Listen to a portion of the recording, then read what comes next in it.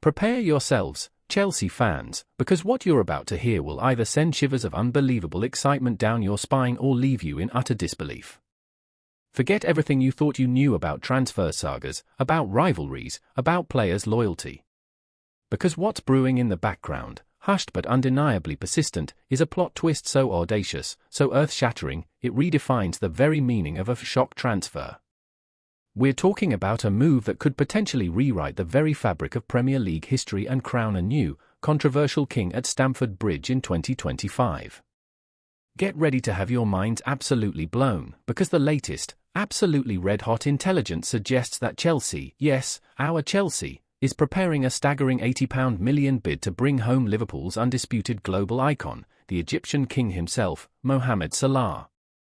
Now, before you spit out your tea, let's take a deep breath and process the sheer audacity of this. Mohamed Salah. Back in blue. From Liverpool. It sounds like a fever dream, a headline ripped straight from a wild fan fiction. But the whispers are not just growing louder, they're morphing into a roar, driven by a confluence of factors that make this seemingly impossible move terrifyingly plausible. If this truly comes to fruition, it won't just be the signing of a player, it will be an act of footballing espionage, a declaration of intent, a statement so loud it will shake the very foundations of the Premier League. So, strap in, because by the end of this, you'll not only begin to believe it's possible, but you'll be desperately craving for it to happen, no matter the controversy. Let's dissect the core of this seismic rumor. Why Mohamed Salah, and why Chelsea, now, in 2025? By this point, Salah is an undisputed legend, a name etched into the pantheon of footballing greats. He's achieved everything at Liverpool, become their record breaker, their talisman, their unwavering source of goals and magic. But time, as they say, marches on. While his output remains phenomenal, perhaps the relentless intensity at Anfield has taken its toll, or maybe he's simply seeking one final, monumental challenge to cement his legacy in a truly unique way.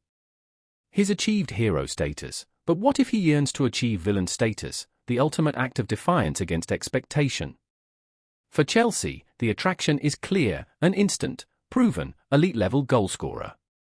The kind of player who doesn't need time to adapt, who guarantees 20-plus goals a season with his eyes closed. We've seen flashes of brilliance from our current attacking talent, but that consistent, clinical edge, that unwavering reliability in front of goal, has remained elusive. Salah offers that in spades. Imagine his lightning pace on the right wing, his deceptive runs into the box, his trademark curling shots that somehow always find the top corner. His link-up play, his incredible work rate, his sheer determination to win, these are qualities that would instantly elevate Chelsea's attack to an elite level. He's a natural leader, a winner, and he would inject an immediate sense of purpose and relentless drive into our young squad. He's the kind of player who can decide games on his own, who makes others around him better, and who has a tangible impact on the trophy cabinet.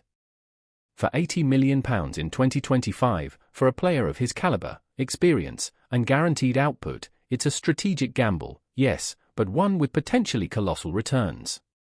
The FFP balancing act would be complex, but reports suggest Chelsea's meticulous financial planning, including several shrewd player sales, has created the necessary headroom for such an audacious, albeit controversial, investment. This isn't just buying goals, it's buying a legacy, a statement, and a player who guarantees global attention. But securing a player of Salah's immense stature, especially from a club like Liverpool, and given his history with Chelsea, is an entirely different beast. The reaction from Merseyside would be nothing short of volcanic. Liverpool fans would feel betrayed, furious, and the entire city would likely be in uproar. He's a red legend, they'd scream. He could never wear blue again. This is the ultimate betrayal in modern football, a move so provocative it would redefine the rivalry. Sources close to Anfield indicate an almost defiant, indignant stance from the Liverpool hierarchy. Salah is untouchable. He's a part of our club's soul. They would publicly declare him non-transferable, issue stern warnings, and their social media would be a torrent of outrage. This is where the controversy intertwines with the curiosity, drawing in not just Chelsea and Liverpool fans, but every neutral observer fascinated by the sheer audacity of it all. And this is where the plot takes its dramatic, almost heartbreaking twist. As the rumours intensified, and Chelsea reportedly made their initial, formal approach, Liverpool's reaction was swift and brutal. Public statements from high-ranking Anfield officials dismissed the idea as ludicrous and disrespectful.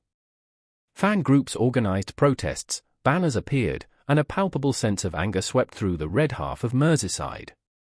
The media frenzy was unprecedented, with pundits debating the ethics of such a move, questioning Salah's legacy, and declaring the deal dead on arrival. For a few agonizing days, it seemed Chelsea had bitten off more than they could chew. The negotiation stalled, the phone lines went cold, and every news outlet reported that the dream was over, drowned out by the wave of public fury and Liverpool's defiant refusal. Chelsea fans, who had allowed themselves to dream, felt a familiar pang of disappointment, a cruel reminder of how difficult it is to sign true legends. It looked like an impossible bridge to cross. But then comes the deeper struggle, the emotional low that makes the eventual climax so much more potent. It's revealed that despite the public outrage, Salah himself had grown increasingly intrigued by the prospect. Not out of disrespect for Liverpool, but a unique, almost poetic desire to complete unfinished business at a club where his European journey first began. There were whispers of a slight shift in his own priorities by 2025, perhaps a desire for a different tactical challenge or a unique place in history that only such a controversial move could offer. He was reportedly caught in a profound dilemma, his love for Liverpool and his professional ambition for a unique legacy. His agent was reportedly under immense pressure, navigating a minefield of emotions, loyalty, and astronomical figures. Chelsea, seeing this glimmer of hope, persisted. They didn't push publicly, but behind closed doors, their commitment to Salah as the linchpin of their future project was unwavering. They understood the controversy but believed the player's quality and desire for a final, defining chapter would eventually prevail. They were making discreet assurances, showing him detailed plans of how he would be worshipped as a returning hero at Stamford Bridge, how he would create an unparalleled legacy by conquering both sides of the biggest rivalry. And then, the climax, it's a moment so sudden, so earth-shattering, it reverberated across the global football landscape. Just when everyone had given up hope, when the pundits had declared the deal impossible, and Liverpool fans had collectively breathed a sigh of relief, a late-night private jet tracker became the unlikely harbinger of chaos. A jet, notoriously associated with Chelsea's transfers, was spotted flying from a private airfield near Salah's residence, directly to a discreet London airport. Social media exploded. The next morning, before official statements, an anonymous source leaked images of Mohamed Salah, not in Liverpool colours, but unmistakably wearing the blue training kit, signing papers at Chelsea's training ground. The news hit like a lightning bolt. Official confirmations followed within minutes. Liverpool's brief statement was cold, formal, and devoid of the usual pleasantries, acknowledging the player's departure for a record fee that, despite their public stance, was too financially compelling to ignore, especially given the player's internal desire for the move. Chelsea's announcement was jubilant, defiant, simply stating, "He's back. Unfinished business. Our king returns." The reaction was immediate, visceral. Liverpool fans erupted in a mixture of anger, disbelief, and a profound sense of betrayal.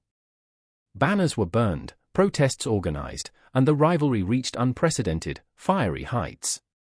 But for Chelsea fans, it was pure, unadulterated ecstasy. They had done it. They had pulled off the unthinkable. They had brought home the prodigal son, the global icon who had left them as a youngster and returned as a legend. The sheer audacity, the strategic brilliance, or madness, depending on who you ask, was undeniable. This wasn't just a transfer, it was a statement. It was a testament to Chelsea's relentless ambition, their unwavering pursuit of excellence, even if it meant navigating the most treacherous waters of footballing rivalry. Mohamed Salah, the Egyptian king, the Liverpool legend, was now a blue once more. His arrival wasn't just about goals, it was about pride, about turning the tables, about a new chapter of defiance. The Premier League will never be the same. The fun and unique aspect of this script lies precisely in the shocking nature of the transfer, the emotional rollercoaster it creates, and the pure audacity of Chelsea's move. This is a story that will be talked about for decades, a legend in the making, and it all starts now, at Stamford Bridge.